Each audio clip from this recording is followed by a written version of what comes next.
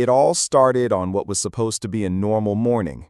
I grabbed my keys, ready to head out for work, only to find something that made my stomach drop. My car, parked right in front of my own house, was completely wrecked. The side mirror was dangling, the paint was scraped down to the metal, and the bumper looked like it had been shoved in with full force. For a moment I thought maybe it was just a random hit and run. But then I saw him, the man everyone in the neighborhood knew as the self-appointed HOA enforcer.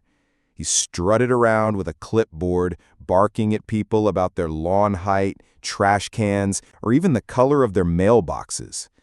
He wasn't actually on the HOA board, he just pretended he was. And this time, it looked like he'd taken things way too far. The so-called HOA cop was standing a few houses down, arms crossed, smirking like he had won some kind of battle. He muttered something about rules and non-compliance, as if that gave him the right to damage someone else's property. My blood boiled, but I knew snapping right there wouldn't help me. This wasn't just about my car anymore. This was about standing up to someone who thought he could bully the entire neighborhood into submission. Neighbors had complained about him before, sneaking on the yards, issuing fake fines, even threatening to report families who didn't obey his made-up rules. Most people just stayed quiet, afraid of the drama he'd stir up if anyone pushed back. But watching my wrecked car in the driveway, I knew this was the moment things had to change. The funny part is, he had no idea what I had planned next. He thought he could get away with it, just like always. But this time, the fake HOA cop was about to learn a lesson he'd never forget. Because while he was busy flexing his imaginary authority, I was already setting a plan into motion. And let's just say, he never saw it coming. Would you like me to also write the description and tags for this video to help with YouTube SEO? Before I tell you what I did next, you need to understand just how far this fake HOA cop had been going. He wasn't some random neighbor who just liked to complain. This man had built a reputation for himself. He walked around with a notepad, snapping pictures of people's homes like he was running some official inspection. He left warning slips tucked into mailboxes, complete with fake HOA logos he had printed out at home. And the scariest part? Some neighbors actually believed him. Families moved out early, convinced they were breaking real rules, all because of his intimidation. When I first moved into the neighborhood, I thought he was just annoying. He once told me my trash cans weren't lined up properly on collection day.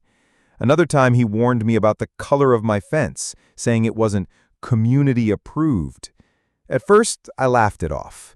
But over time, the stories from others started to add up, threatening letters, fake fines, and endless arguments. People whispered about him at block parties, but avoided direct confrontation. Nobody wanted to be the one to set him off.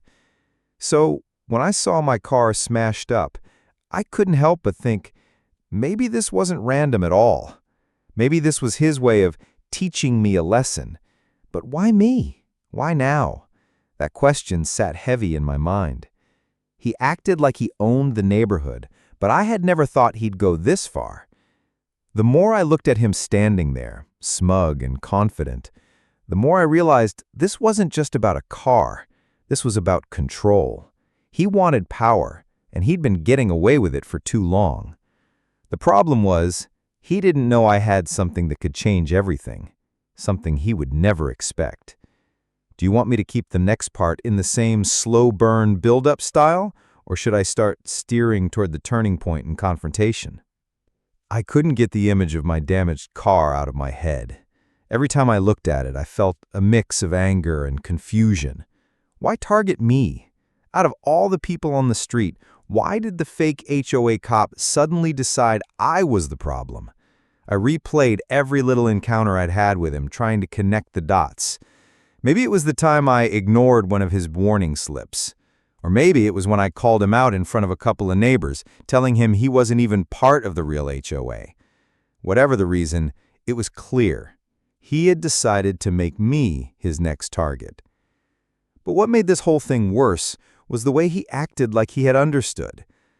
The man walked around like he had a badge, telling people where to park, how short their grass should be, even how many guests they could have over.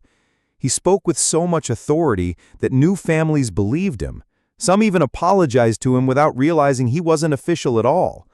It was like he fed off the fear, and the more power people gave him, the bolder he became. As I looked around, I noticed my neighbors watching from their windows, some peeking through curtains, others standing at a distance on the sidewalk. No one said a word.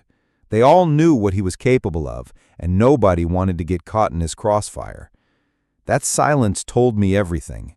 He had been controlling this neighborhood for years, and most people were too scared to stand against him. That's when it hit me. This wasn't just about me anymore. If I stayed quiet, he'd keep pushing, keep bullying, and keep wrecking more than just cars.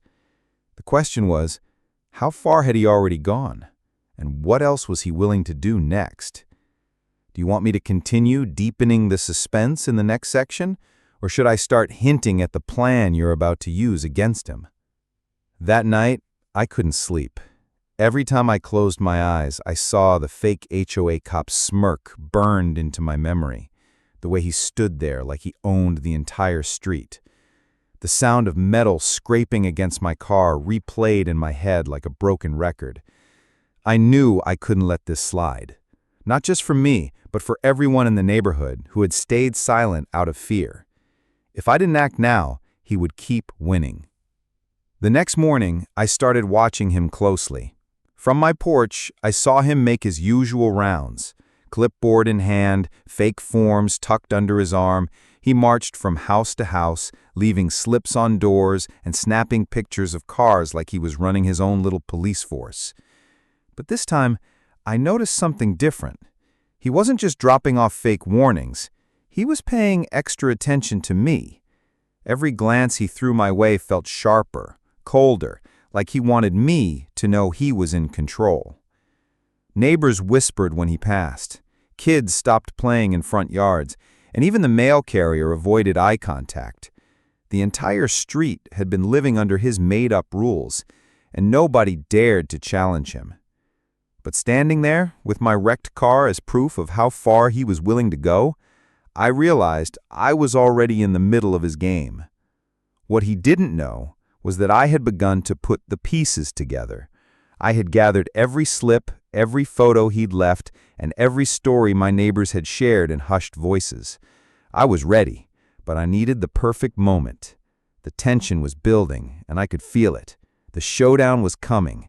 The fake HOA cop thought he had me cornered, but he had no idea just how close he was to being exposed. Would you like me to take the next part into the full climax and reveal the confrontation, or keep stretching the suspense before the big reveal? Just when I thought I had him figured out, something happened that made the whole situation even stranger.